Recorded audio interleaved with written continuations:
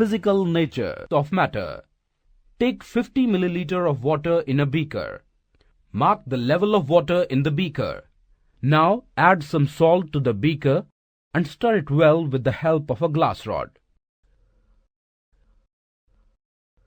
Observe the level of water now. Add some more salt and repeat the above procedure. It was observed that the particles of salt were evenly distributed in water.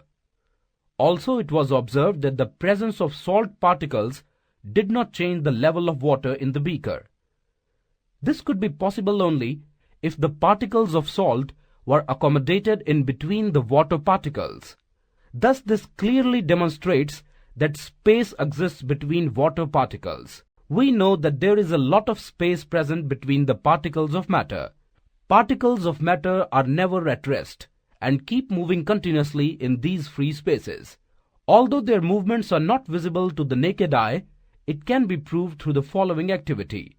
Take some incense sticks and smell their fragrance.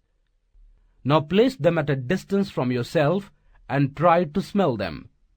You will be able to smell the fragrance of the unlit incense sticks when you are close to them. However, their fragrance will not reach you when you are at a distance from them. After this, light the incense sticks and try smelling their fragrance from a distance. However, when the incense sticks are lit, you will be able to smell their fragrance even from a distance.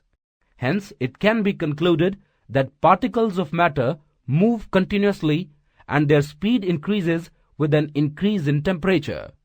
Take an iron ball and a piece of a chalk. Try to break the iron ball by hammering it. Repeat the process with the chalk piece. You will observe that the chalk piece breaks easily, but the iron ball does not break. This is because the forces of attraction between the chalk particles are lesser than the iron particles. Iron particles attract each other with a much greater force.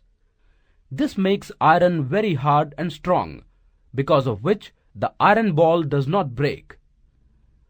Therefore, on the basis of the above activity, we conclude that the particles of matter attract each other.